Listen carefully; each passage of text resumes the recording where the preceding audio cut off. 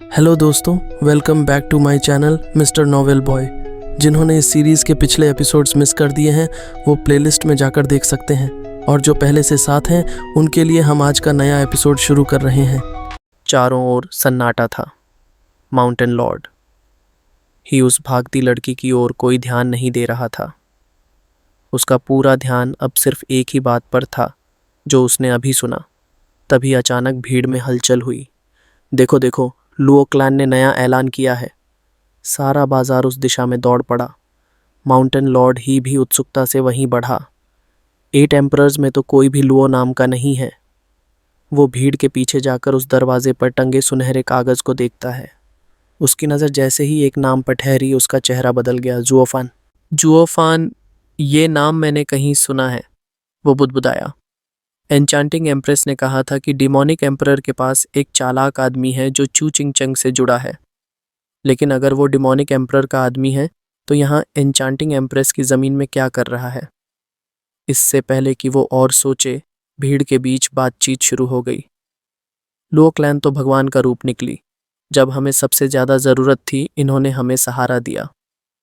पहले तो 8 एम्परर्स हर समय लड़ते रहते थे और सारा बोझ आम लोगों पर पड़ता था, लेकिन जब से स्टुअर्ट जुओ ने जिम्मेदारी ली है सारी धरती शांत है। क्या लुओ क्लैन पूरे 8 लैंड्स को चला रही है? माउंटेन लॉर्ड ही ने एक आदमी को गले से पकड़ लिया और चिल्लाया, तू बकवास क्या कर रहा है?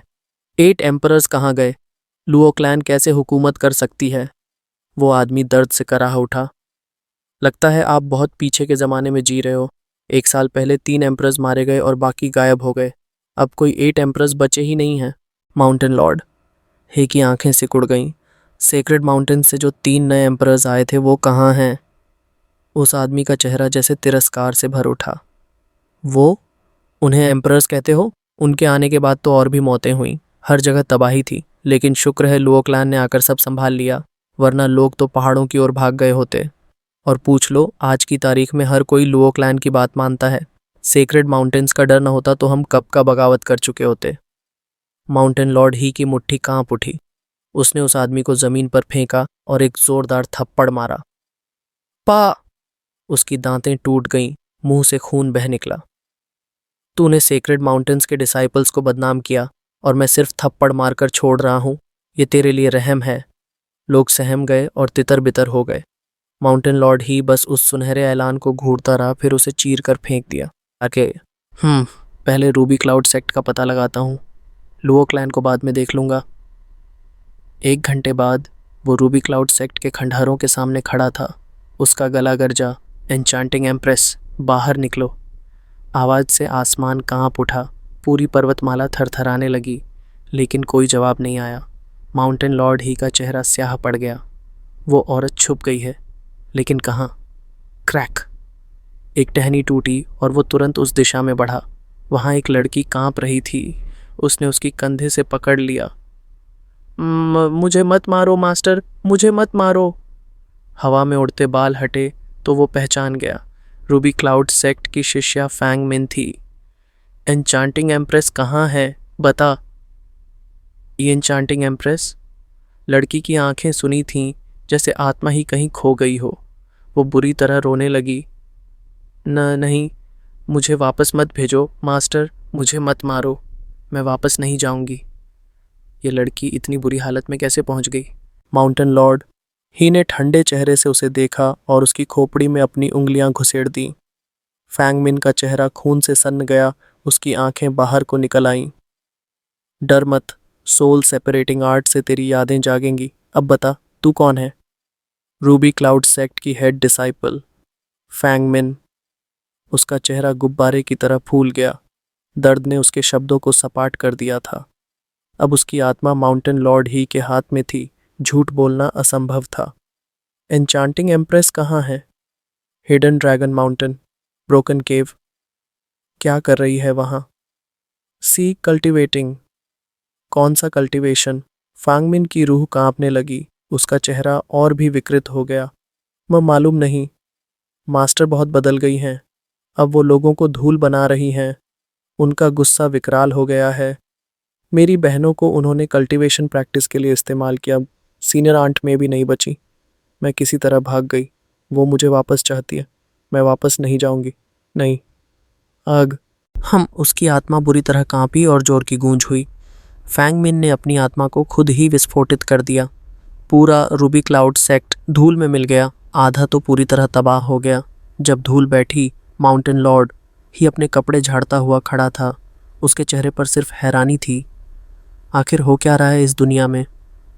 एन्चांटिंग एम्प्रेस ने लोगों को किडनैप करके कल्टीवेशन की, लेकिन ऐसा कौन सा काला जादू है जो उसकी खुद की शिष्या को पागल बना दे? माउंटेन लॉर्ड ही की आंखों में नफरत की आग थी। होंठों पर तिरस्कार भरी हंसी उभरी। ठीक है, अब मैं खुद देखूंगा कि तुम औरतें क्या जहन्नुम रच रही हो। फिर एक झटके में वो हवा में गायब हो गया। 2 हफ्ते बाद हिडन ड्रैगन माउंटेन पर, ब्रोकन केव के बाहर, चारों ओर सिर्फ लाशों की गंध थी। जमीन खून से लाल थी। माउंटेन लॉर्ड ही जान गया कि वो सही जगह पर पहुंचा है।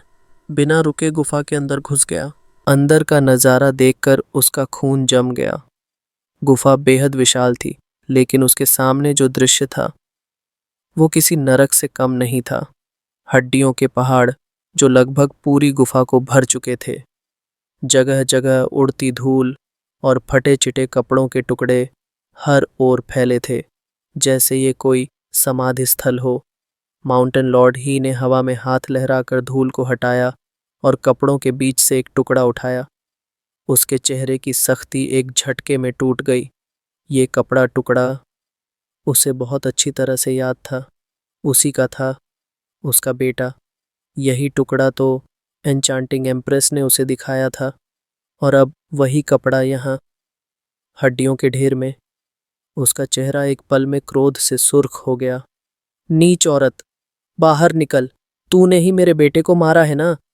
मुझे बेवकूफ बनाकर ये गंदा खेल खेला तूने। अब तुझे चीर के रख दूंगा। उसकी दहाड़ से पहाड़ कांप उठा। गुफा में बवंडर से उठ खड़े हुए। शिलाएं चटकने लगीं। हाय ही, एक अजीब सिहरन भर देने वाली हंसी हवा में गूंज उठी।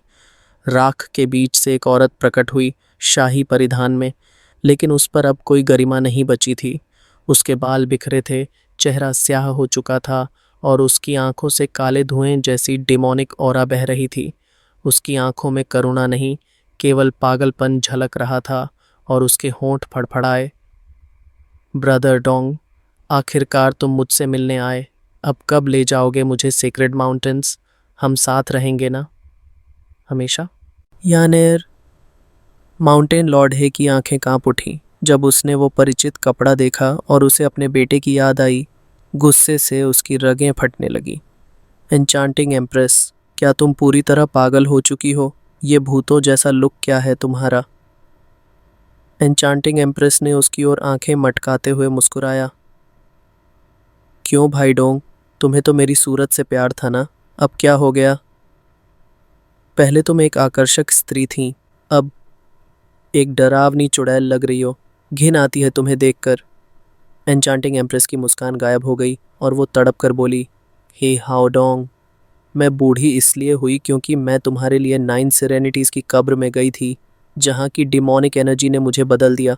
मैंने तुम्हारे लिए सब कुछ किया, और तुमने तो मुझे बस एक खिलौना समझा। सेक्रेड माउंटेन्स ले जाने का वादा किया था, मगर जब मैं बूढ़ी हुई तुम लौटे भी नहीं। हे हाओडोंग ने ठंडी हंसी हंसी। वादा? तुम्हें सच में लगा कि मैं तुम्हारे लिए सेक्रेड माउंटेन्स का फ्यूचर त्याग दूंगा? वहाँ खून और ख़ानदान चलता है। तुम्हारे जैसे आम लोग वहाँ कोई जगह नहीं पा सकते। मैंने तुम्हें एक कल्टीवेशन मेथड दी और तुम एम्परर रेल्म तक पहुँची। इसी में खुश रहो। मुझे तुम्हारे वादों से कुछ ज़्यादा चाहिए था। वाह, तुमने सच में सोचा कि बिस्तर की बातें सेक्रेड माउंटेन्स तक ले जाएंगी तुम्हें? यानर, तुम इतनी नाइव तो नहीं थी। उसने सिर ऊंचा किया। मैं छठे सेक्रेड माउंटेन का वारिस था। तुम्हारे जैसी किसी औरत के लिए अपना भविष्य क्यों बर्बाद करता? एन्चांटिंग एम्प्रेस कांप उठी।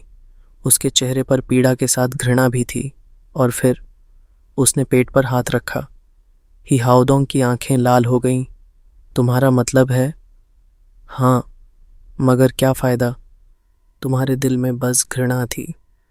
ही शाओफोंग ही तुम्हारा इकलौता बेटा था और उसी का बदला मैंने लिया।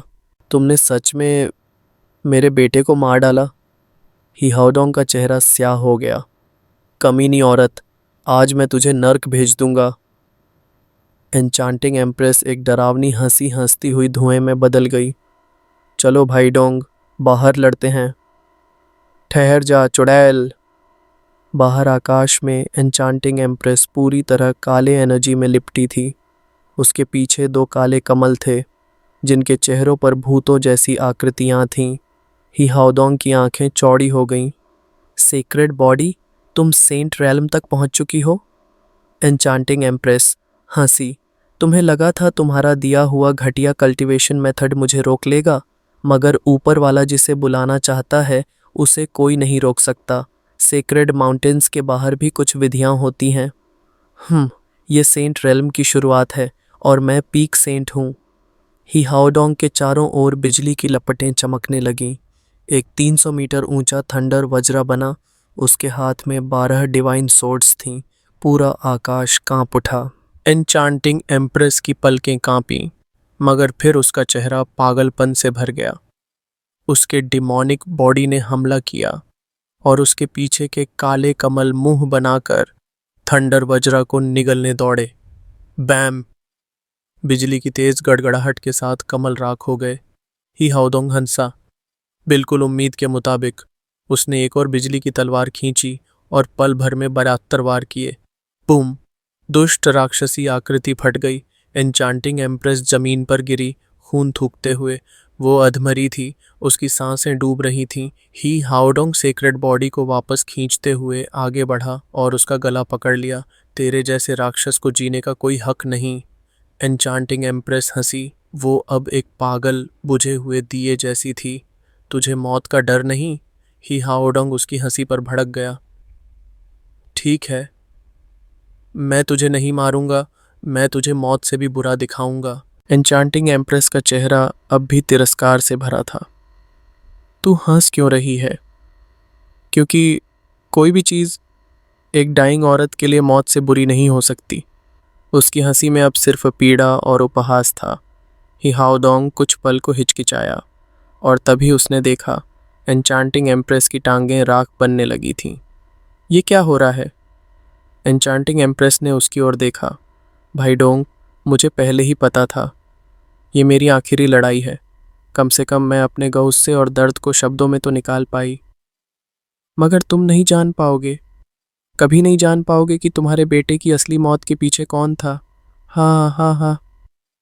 वो राख में बदल रही थी और ही हाओडोंग सेंट रियल्म में होते हुए भी बस देखता रह गया। क्या? ही हाओडोंग की आंखें पागलों सी फटी की फटी रह गईं। उसने बुरी तरह कांपती एन्चांटिंग एम्प्रेस को झिंझोड़ा और गरजा। तुमने मेरे बेटे को नहीं मारा तो फिर किसने? बोलो। लेकिन उस क्षण जब एन्चांटिंग एम्प्रेस की देह पर फैला हुआ काला एनर्जी उसे जिंदा निगलने लगा, उसने अपनी आंखें बंद कर लीं। उसके होठों पर एक कड़वी सी मुस्कान उभर आई और उसके मन में एक के बाद एक स्मृतियां तैरने लगीं। स्टीवर्ट जुओ, तुम सच में लाजवाब निकले। सब तुम्हारी चाल में फंस गए। मुझे तभी समझ जाना चाहिए था। डीमोनिक एम्परर की वो रहस्यमयी कल्टीवेशन मेथड, ही शाओफंग की मौत और यहाँ तक कि चिंगचंग की गायबियत भी, इन सब के पीछे तुम ही हो। मैं बस एक सॉवरेन रेल्म की विधि पाने के लिए इतनी अंधी हो गई थी कि कुछ भी देखने की सुध नहीं रही। सभी में बस तुम ही हो जो असली विजेता निकले। एक एक को मोहरे की तरह चलाया और सब लैंड चुपचाप तुम्हारे कब्जे में आ गए और हम सब इस घटिया कल्टीवेशन मेथड की दलदल से कभी उबर ही नहीं पाए। क्या ही गहराई थी तुम्हारी सोच में, कितना परिपूर्ण था तुम्हारा जाल। लेकिन मैं मरते समय इस अभिशप्त विधि को किसी और पर नहीं थोपूंगी जैसे तुमने हम पर थोप दिया था। सॉरी स्टीवर्ट जुओ, इस बार मैं तुम्हें निराश करूंगी। मैं ही हाओडोंग से नफरत करती हूँ, हाँ, लेकिन एक वक़्त था जब उससे प्यार भी किया था। वो चाहे कुछ भी समझे, पर मेरा दिल कभी झूठा नहीं था। हाँ हाँ हाँ। एन्चांटिंग एम्प्रेस, बोलो ना। ही हाउडोंग की आवाज़ गूंज उठी, तड़प, रोष और बेचैनी से भरी। मुझे बताओ, मेरे बेटे को किसने मारा?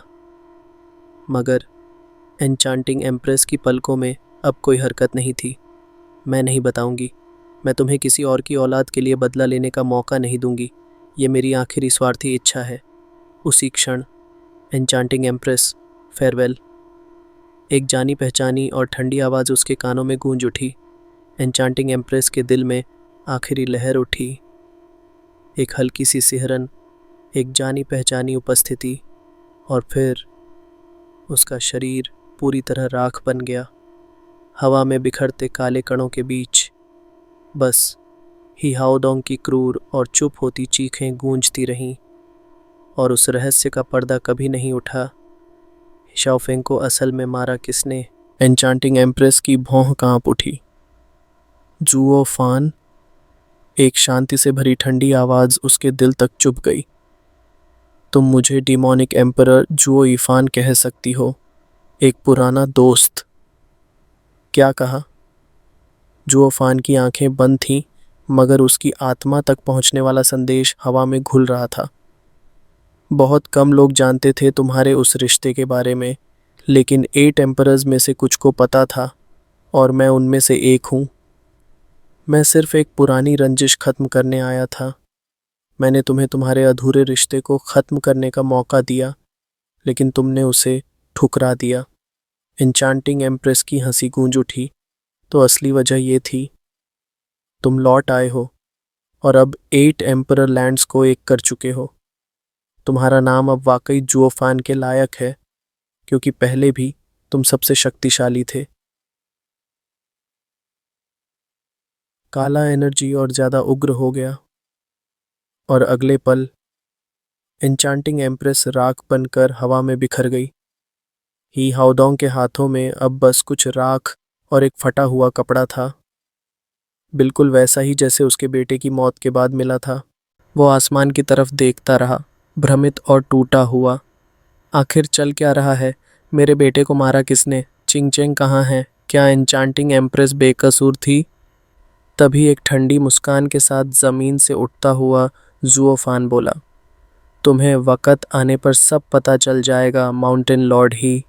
अभी उतावले मत हो। जुओफान ने अपने कपड़े झाड़े और वहाँ से चला गया। 1 महीने बाद लुओ क्लैन के बेस पर जुओफान अपने स्टडी में दाखिल हुआ। उसके चेहरे पर हल्की सी मुस्कान थी। उसने एक बुकशेल्फ को हल्का सा धक्का दिया, और वो सरक कर एक गुप्त तहखाना खोल गया। वहाँ एक लकड़ी की दीवार पर 8 एम्परर्स के नाम लिखे 8 टुकड़े टंगे थे। 3 गायब थे। जुओफान ने एन्चांटिंग एम्प्रेस की वुडन टोकन निकाली और मुस्कराया। Farewell enchanting empress. उसने वो टुकड़ा पीछे फेंका। हवा में ही वो जल उठा और सीधा एक लोहे की अग्निकुंड में गिरा। जुओफान। चूचिंगचंग अचानक अंदर आई। चेहरा मुस्कुराता था, लेकिन जैसे ही उसने टोकन्स की पंक्ति देखी, उसका चेहरा सख्त हो गया। ये क्या कर रहे हो? ये सब जलाना? ये साफ सफाई है? जुओफान हल्के से मुस्कुराया। हाँ, बस सफाई कर रहा था। चूचिंगचंग का ध्यान अग्निकुंड में जलते टुकड़े पर गया, जिस पर अब भी एन्चांटिंग एम्प्रेस का नाम कुछ हद तक पढ़ा जा सकता था। तुमने मेरी मास्टर का टोकन क्यों जलाया? जुओफान गंभीर हुआ। चिंगचेंग, वो औरत जिसने तुम्हारे परिवार को तोड़ा, तुम अब भी उसकी इतनी परवाह करती हो? चूचिंगचंग की आंखों में पीड़ा थी।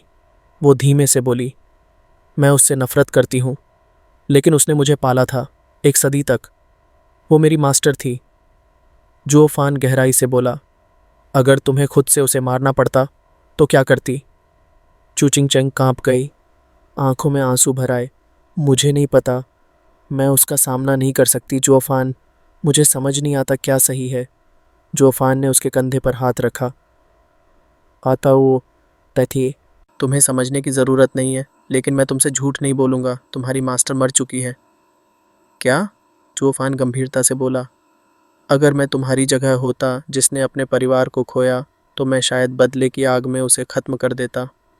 लेकिन फिर मैं सोचता, जिसने मुझे पाला उसे मैं कैसे मार सकता?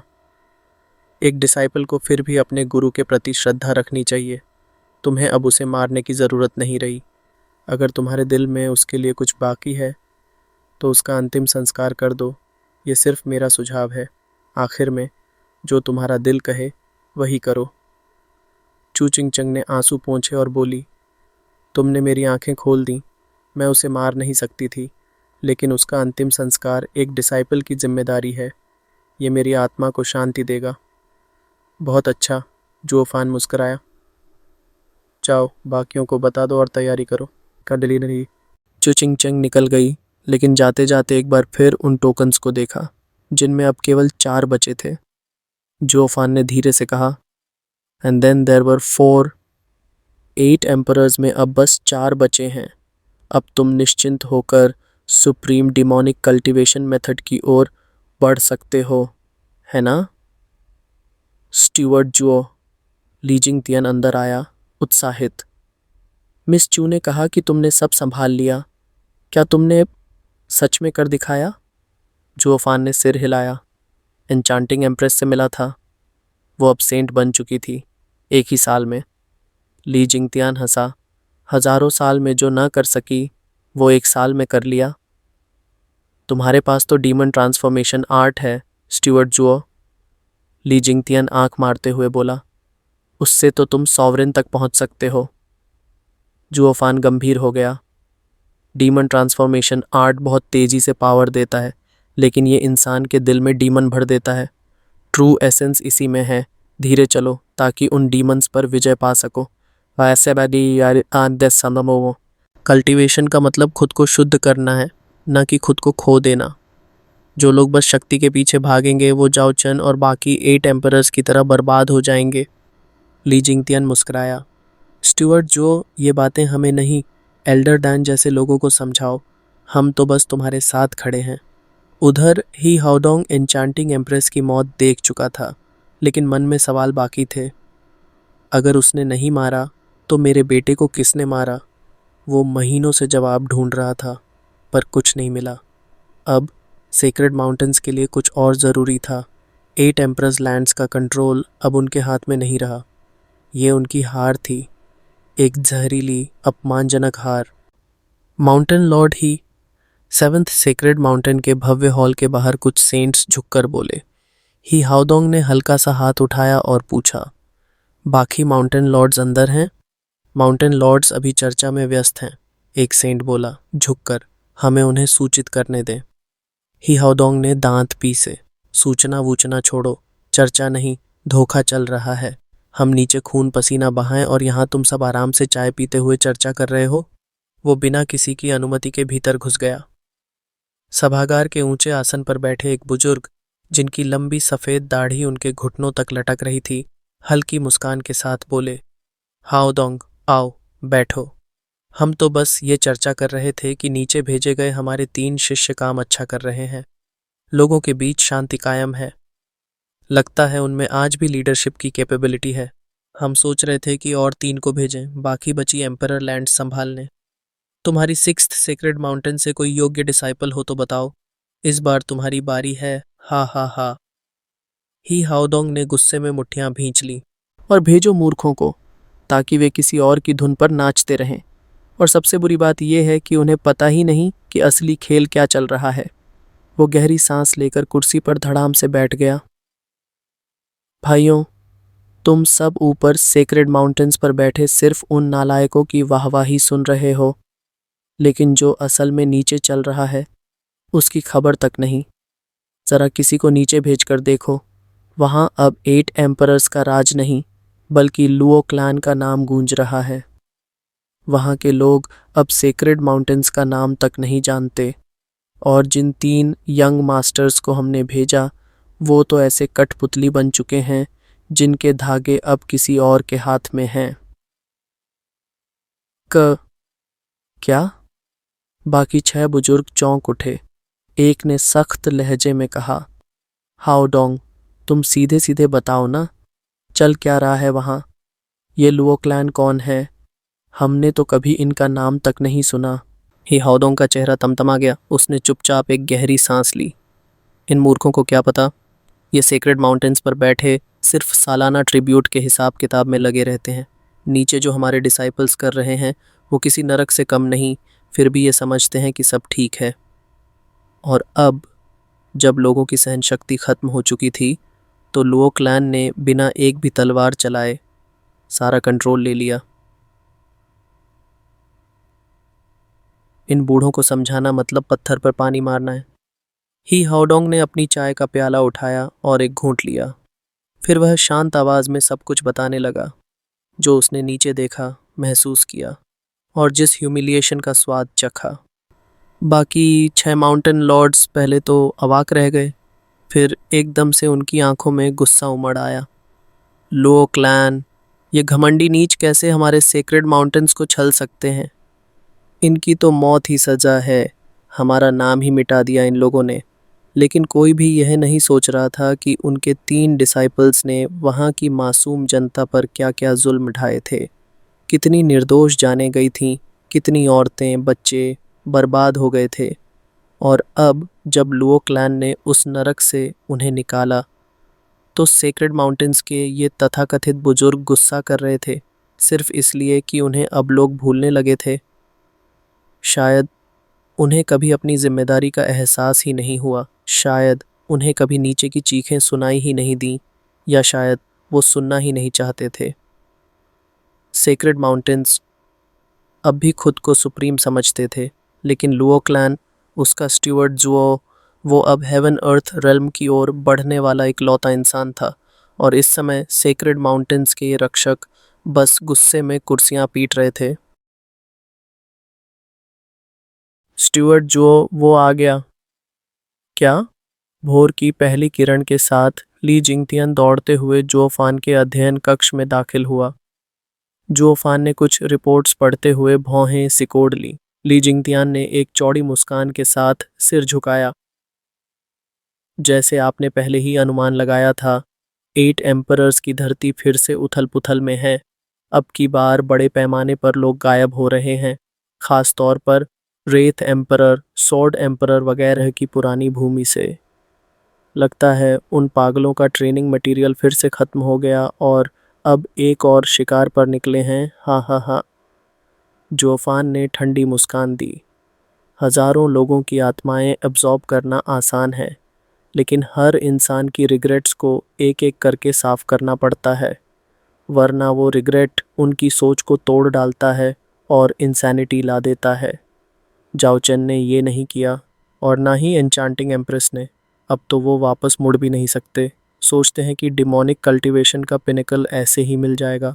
ली जिंगटियन हंसा। पहली बार जब किडनैपिंग की थी तो बहुत चालाकी से की थी, कोई सुराग तक नहीं छोड़ा था। अब तो सीधे खुलेआम कत्ल कर रहे हैं। पागल हो चुके हैं, सोचने की भी तमीज़ नहीं रही। उन इलाकों में लोगों का क्या हाल है? भय और आतंक में जी रहे हैं। चारों ओर भगदड़ मची है, लोग भाग रहे हैं। जुओफान की आंखें चमकीं। अब लुओ क्लैन के सामने आने का समय आ गया है। एल्डरली, ओल्डैन और बाकी टॉप एक्सपर्ट्स को बुलाओ। अब समय है इन आखिरी 4 एम्परर्स को भी खत्म करने का, एक बार में। तब सारी धरती पर बस एक ही नाम गूंजेगा, लुओ क्लैन। ली जिंगतियन ने सिर झुकाया, उसकी आंखों में भी उत्साह चमक रहा था।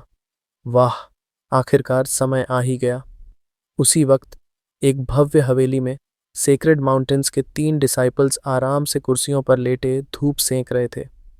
छू तियनचुआन ने सुस्ती में मुस्कुराते हुए कहा, 8 एम्परर्स में शामिल होना तो मजाक है, ऐसा लग रहा है जैसे छुट्टी मनाने आए हो। हाँ हाँ हाँ। कि शांगफेंग भी हंस पड़ा। हमें तो सेक्रेड माउंटेन्स से भी ज़्यादा आज़ादी मिली है यहाँ। कल्टीवेशन का कोई झंझट नहीं, बस मज़े लो, खुद के मालिक बनो। वू चेनक्यू ने भी सहमति में सिर हिलाया। सबसे अच्छी बात, अब हमें सेक्रेड माउंटेन्स को वो बोरिंग मंथली रिपोर्ट्स भी नहीं भेजनी पड़ती। जिंदगी मज़े में कट रही है। तीनों जोर से हंसने लगे। चू तियनचुआन सीधा बैठ गया। सच कहूँ तो जुओफान वाकई काबिल है। हमने सब कुछ करने की कोशिश की थी, लेकिन जो काम हमसे नहीं हुआ उसने आंख झपकते कर दिखाया। अब तो वही संभाल रहा है सब, हमें तो बस आराम करना है। क्यू शांगफेंग भी बोला, उसका कल्टीवेशन बहुत कम है, फिर भी इतने सारे एक्सपर्ट्स उसे मानते हैं। बे मैम क्यों ने उसकी बातों पर चलते हैं, यही तो असली काबिलियत है। तभी एक गरजती हुई आवाज़ ने तीनों की हड्डियां तक कांपा दी। हरामियों, सेक्रेड माउंटेन्स ने तुम्हें छुट्टियां मनाने भेजा था क्या, कूड़ा कचरा कहीं के। हुश! तीनों तुरंत कुर्सियों से कूद पड़े और झुककर बोले, सिक्स्थ सेक्रेड माउंटेन लॉर्ड को प्रणाम। आदेश दीजिए, कैसे सेवा करें। ही हाउडोंग ने आंखें तरेरी। सेवा? तुम्हें अंदाजा भी है क्या बवाल मचा रखा है तुम तीनों ने? चू थियनचुआन ने कांपती आवाज में कहा। माउंटेन लॉर्ड, हम समझ नहीं पा रहे कि हमने क्या गलती की है। हमारी प्रतिभा कम है, लेकिन हमने कभी अपने कर्तव्यों से मुंह नहीं मोड़ा। सेक्रेड माउंटेन्स के आशीर्वाद से सब कुछ शांति से चल रहा है। ही हाउडोंग हंसा नहीं, उसकी मुस्कान जहरीली थी। वाह, तो क्या अब मैं तुम्हें इनाम दूं अच्छे काम के लिए? नहीं, ऐसी बात नहीं है। तीनों ने जल्दी से सिर हिलाया। ही हाउडोंग दहाड़ा। तो बताओ, क्या तुमने सच में लोगों की समस्या सुलझाई थी या सिर्फ दूसरों को आगे करके खुद पीठ पीछे बैठ गए? तीनों डिसाइपल्स कांप उठे। माउंटेन लॉर्ड को सब पता है, लेकिन इसमें इतना गुस्सा क्यों? चू थियनचुआन ने सफाई दी। माउंटेन लॉर्ड, हमने अकेले सब नहीं किया, पर हमने सही इंसान को ढूंढा। मास्टर ने हमें सिखाया है कि असली प्रतिभा की पहचान करो। हमने तो वही किया। ही हाउडोंग ने उन्हें घूरा। हाँ, सही इंसान ढूंढा।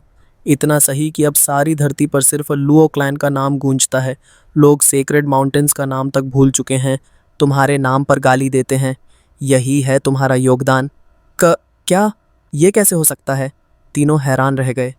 स्टीवर्ट जुओ तो हमें रिपोर्ट्स भेजता रहा है हर महीने। कैसे लोग जान नहीं पाए कि असली रूलर्स हम हैं? ही हाउडोंग गुस्से में चिल्लाया। मूर्खो, वो रिपोर्ट सिर्फ तुम्हारी आंखों की तसल्ली के लिए थी। कभी बाहर जाकर लोगों से पूछा क्या? किसका नाम ले रहे हैं वो? जुओफान का, लुओ क्लैन का। तुम तो उसके पपेट से भी बदतर बन चुके हो। कम से कम पपेट एम्परर्स को लोग पहचानते थे, तुम्हें कोई जानता भी नहीं। अब सेक्रेड माउंटेन्स की साख एक अननोन क्लैन के हाथों मिट्टी में मिल चुकी थी। और ये तीनों अब भी सोचते थे, छुट्टियां मिल रही हैं। जुओफान ने अपने प्लान्स में एक और मोहर चला दी थी। एक ऐसी चाल जिसमें दुश्मन हंसते हुए अपने ही ताबूत की कील ठोक रहा था। क्या वो? अब तीनों डिसाइपल्स के चेहरे स्याह पड़ गए। कुछ पलों की चुप्पी के बाद अचानक शू थियनचुआन ने सामने की मेज पर घूंसा मारा। धड़ाम! मेज लकड़ी की चीख के साथ टुकड़ों में बिखर गई। उस हरामखोर ने तो हमें जोकर बना दिया। अब उसकी खाल उतारनी पड़ेगी। हड्डियां तोड़कर राख कर दूंगा। तीनों एक साथ खड़े हो गए। आंखों में अंगारों की लपटें थीं। अब कोई हंसी मजाक नहीं, अब था बस बदला। ही हाउडोंग की नाक फड़क रही थी, चेहरा कठोर और आंखों में गुस्से की आग। मैं भी साथ चल रहा हूँ, असल में इसीलिए तो आया हूँ। 1 साल तक तुम मूर्ख बने रहे और सेक्रेड माउंटेन्स की इज्जत को मिट्टी में मिला दिया। अब तुम्हारे ऊपर भरोसा करना नामुमकिन है। मैं खुद देखूंगा कि काम कैसे होता है, ताकि तुम और कोई बकवास ना कर सको। वो जोर से फुंकारा और बिना किसी और बात के आकाश में उड़ गया। तीनों डिसाइपल्स ने दांत भींच लिए, चेहरों पर क्रोध और अपमान की लहर। जहर बन चुका है उस जुओफान का नाम। उसने हमें पपेट बना दिया और हमारी इज्जत का चूरा कर डाला। अब उसका सिर कटेगा और उसके साथ लुओ क्लैन का भी विनाश तय है। क्रैक! तीनों की शक्ति गुस्से के साथ फट पड़ी। सेंट रेल्म के शुरुआती स्तर की ताकत उनके शरीर से निकलकर पूरे वातावरण को कांपा गई।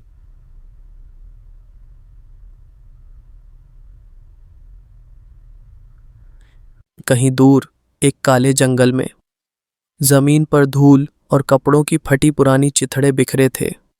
हवा में सड़ांध और मरे हुए आत्माओं की छाया तैर रही थी। जैसे ही 2 आकृतियां वहां प्रकट हुईं, एक छोटे लड़के की गंभीर आवाज गूंजी। डैड, बाकी 4 सिटीज की तरह यहाँ भी उसने कल्टीवेशन किया है, लेकिन बाकियों में तो कुछ तो बचा था, यहाँ तो कुछ नहीं बचा। जोफान ने गहरी मुस्कान दी, उसकी आंखों में चमक थी। इसका मतलब है यही उसका असली अड्डा था। बाहर से जो भी हासिल करता था, यहाँ लाकर ट्रेनिंग करता था। उसने हवा में गरजते हुए चिल्लाया, सोर्ड एम्परर, छुप कर मत बैठ। हम जानते हैं तू यही है। तू जो कभी 8 एम्परर्स का सरदार था, जिसने अपने ही लोगों को राख बना दिया और निर्दोषों की हत्या की। अब तू डर के मारे मुंह नहीं दिखा सकता। अपना गंदा मुंह बंद कर। एक गूंजती हुई चीख के साथ पूरी दुनिया हिल गई। पूरी रेडम्बे आसमान से एक बूढ़ा आदमी प्रकट हुआ। बिखरे हुए सफेद बाल, आंखें खून की तरह लाल और पूरा शरीर काले एनर्जी से ढका हुआ। उसकी उपस्थिति से ही हवा भारी हो गई। उसकी आंखें जुओफान को जला डालने को तैयार थीं। उसकी भाव भंगिमा किसी डिमोनिक सॉवरेन जैसी थी। और ये था 8 एम्परर्स का वो अंतिम तलवारबाज, वो जिसने कभी न्याय की कसम खाई थी और अब खुद राक्षस बन चुका था। आखिरी अध्याय शुरू होने वाला था। आसमान से उतरते हुए सोर्ड एम्परर की सफ़ेद जुल्फें हवा में लहराईं। उसका चेहरा अब मरियल और बीमार सा लग रहा था। पूरे शरीर के चारों ओर जो काली ऊर्जा बह रही थी, वो किसी को भी कांपने पर मजबूर कर देती। ये वो इंसान नहीं था जो कभी 8 एम्परर्स का नेता था। ये तो जैसे नर्क की गहराइयों से निकला कोई राक्षस हो। बकवास मत कर, सोर्ड एम्परर ने गुर्राते हुए कहा, जैसे उसे इस बात की खबर ही नहीं कि सामने खड़ा शख्स कौन है।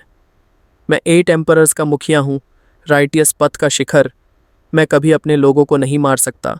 ये सब डिमोनिक एम्परर जैसे राक्षसों का काम है, मेरा नहीं। मैं तो सम्मान और विनम्रता का प्रतीक हूँ। पर पापा, सोर्ड चाइल्ड बोला, यहाँ तो सिर्फ धूल बची है, एक हड्डी तक नहीं। कैसे कह सकते हो कि इन्हें आपने नहीं मारा? जुओफान ने ठंडी हंसी हंसते हुए उसकी ओर इशारा किया। उसकी आंखों की दीवानगी ही सब कह देती है। जब डीमन ट्रांसफॉर्मेशन आर्ट की हद पार हो जाती है तो मन भी विक्षिप्त हो जाता है। यही हुआ है इन सभी एम्परर्स के साथ। जब उनकी मटेरियल्स खत्म हो गईं, तब वो अपने ही लोगों को निगलने लगे। और देखो इसकी हालत, ये अब भी अपने को सम्मानित समझता है। सोर्ड चाइल्ड ने सिर हिलाया। जब इसे तेरी पहचान तक याद नहीं रही, तब समझ गया था कुछ तो गड़बड़ है। स्टीवर्ट जुओ, वो कौन है? जुओफान ने हंसी दबाते हुए कहा, तब मैं कुछ नहीं था, इसीलिए तुझे याद नहीं। पर एक नाम है जो तू आज भी नहीं भूल सकता। जुओ Irfan, demonic emperor. Sword emperor कांप उठा। नहीं, वो मर गया था। उसका 9 सेरेनिटी सीक्रेट रिकॉर्ड मेरा है। मैं अब डिमोनिक सॉवरेन हूँ। जुओफान शांत स्वर में बोला, बधाई हो, तूने वो कल्टीवेशन मेथड पा लिया और अब तू पूरी तरह बर्बाद भी हो चुका है। मैं सॉवरेन बन गया हूँ। सेक्रेड माउंटेन्स मेरे पैरों तले हैं। सोर्ड एम्परर पागलों की तरह चिल्लाया। जुओफान मुस्कुराया, पर एक इंसान अभी भी तुझसे ऊपर है। कौन? मैं? उसने ठंडी आवाज में कहा। डिमोनिक एम्परर जो इफान। क्या? आओ चंगतियन सोर्ड एम्परर 2 कदम पीछे हट गया। नहीं, तू मर चुका था। नहीं, मैं जिंदा हूं, और जब तक मैं जिंदा हूं तू कभी भी सोर्ड एम्परर नहीं कहलाएगा। नहीं, मैं हूं सोर्ड एम्परर, वो चीखा और काले एनर्जी से भरी तलवार लेकर जुओफान की ओर झपटा। डिंग! संघर्ष की एक टक्कर में वह 5 कदम पीछे जा गिरा। तभी उसने जुओफान के पास खड़े 8 साल के बच्चे को देखा, जो मुस्कुराते हुए बोला, मेरे पापा तक पहुंचना है तो पहले मुझसे पार पाना होगा। तू कौन है? जुओफान ने शांत स्वर में कहा, यह है सोर्ड एम्परर, असली वाला। तो मैं कौन हूं? आओ चांगतियन की आंखें फटी की फटी रह गईं। तू जो चाहे, पर सोर्ड एम्परर कभी नहीं, क्योंकि तू अब उस उपाधि के लायक ही नहीं। जुओफान हंसा। जो तलवार का सम्राट कहलाता है, वो सिर्फ शक्ति से नहीं, आत्मा से तलवार की राह पर सर्वोच्च होना चाहिए। और अब तुझसे बेहतर कोई है, मेरा बेटा। नहीं! आओ चंगतियन के चेहरे पर पागलपन सा छा गया। वह आसमान में उड़ा और उसके शरीर से सेक्रेड बॉडी प्रकट हुआ, एक विशाल सुनहरी तलवार पर जिस पर काले एनर्जी की जंग लगी हुई थी। वो सेंट बन चुका है, सोर्ड चाइल्ड ने देखा। तू नहीं लड़ेगा? मैं यहाँ उसकी उपाधि छीनने आया हूँ, उसके साथ नाचने नहीं। अब वो मेरी आंखों के सामने स्वॉर्ड एम्परर कहलाता है तो मार खाना तय है। उसने कूदते हुए कहा, अब देख असली तलवार का क्या मतलब होता है। आओ चांगतियन गरजा, मेरी तलवार देख, ये आसमान को चीर देगी। हुश! एक सुनहरी लहर आसमान से नीचे गिरी। तू खुद राक्षस बन चुका है और अब राक्षसों को मिटाने की बात करता है।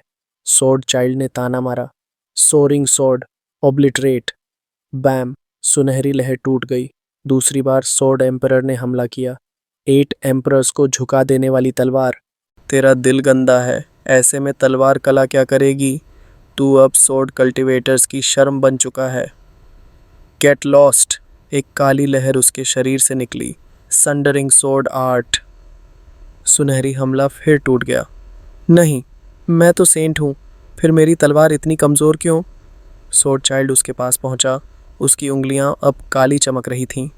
अब देख असली कला, अपोकलिप्टिक स्वॉर्ड। एक गहरा अंधेरा फैला और सीधा उसकी सेक्रेड बॉडी की तलवार के सिर पर जा लगा। बूम! तलवार 2 हिस्सों में कट गई। एओ चांगतियन की आंखों से खून बह रहा था। वो जमीन पर गिरा, शरीर से सारी शक्ति जाती रही। उसकी आंखें अब भी शून्य में घूर रही थीं। मैं सेंट हूँ, फिर मेरी तलवार इतनी कमज़ोर क्यों? क्योंकि तूने उसे त्याग दिया। जुओफान धीरे धीरे आगे बढ़ा। उसकी आंखों में शांति थी पर मन में हलचल।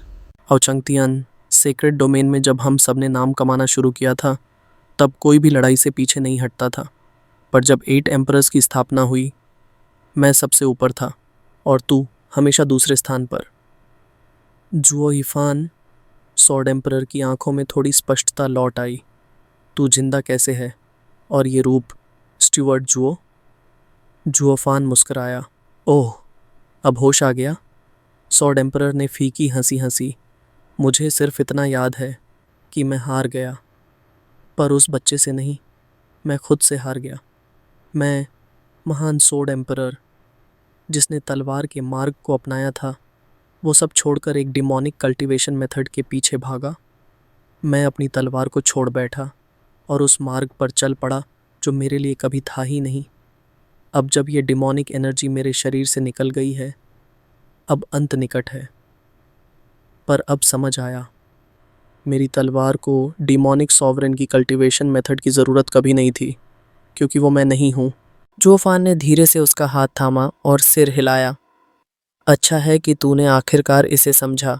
एक पुराने प्रतिद्वंदी के नाते मैं सारे गिले शिकवे भुलाकर तुझे विदा देता हूँ। ठीक है जो इफान, आओ चांगतियन ने थके स्वर में जवाब दिया और फिर अपने हाथ की ओर देखा जहाँ काली ऊर्जा अब भी सर्प की तरह लहरा रही थी। ये क्या है? चूफान ने शांति से जवाब दिया, तू अपनी शक्ति यूं ही व्यर्थ क्यों करेगा? बेहतर होगा अगर मैं इसे अपने पास रख लूं। स्वॉर्ड एम्परर की आंखें कांप उठीं।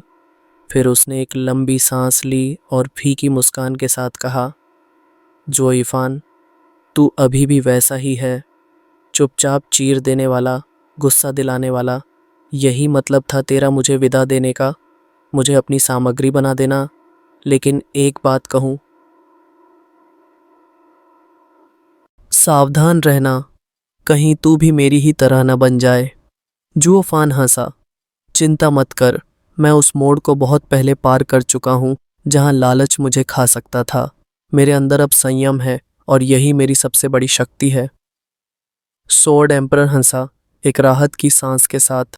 हाँ हाँ हाँ, कमाल है। मुझे कभी अंदाज़ा नहीं था कि 5000 साल पुराना वो झगड़ा दरअसल बस शुरुआत थी। जीत आखिर तेरी ही हुई, पुराने प्रतिद्वंदी। फिर वह शांत हो गया। उसने आंखें मूंद लीं और उसका शरीर धीरे धीरे धूल में बदल गया। जुओफान ने उसकी राख को अपनी हथेली से बहने दिया। वो राख जैसे उसका अंतिम प्रणाम थी, तलवार से जुड़ी आत्मा का बिखर जाना। जुओफान की आंखों में चमक दौड़ी और उसके चारों ओर की हवा में एक गूंज उठी। उसकी शक्ति में तेज उभार आया।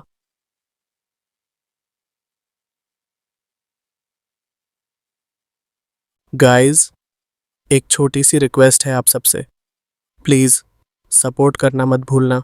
आज भी मुझे अच्छे से याद है, उस टाइम मेरे चैनल पर 20-30 से ज़्यादा व्यूज़ नहीं आते थे, लेकिन फिर भी मैंने हार नहीं मानी। हर दिन बिना रुके आपके लिए वीडियो बनाता रहा, सिर्फ इसीलिए क्योंकि मुझे आप सब पर भरोसा था। और अब मैंने एक नया मानवा एक्सप्लेन स्टार्ट किया है। दिल से चाहता हूँ कि आप इसे भी उतना ही प्यार दो जितना पहले के वीडियो को दिया था। आपका एक एक लाइक, कमेंट और सब्सक्राइब मेरे लिए बहुत मायने रखता है। तो उम्मीद है इस बार भी आप सब साथ दोगे। चलो मिलके इसे भी उड़ाते हैं।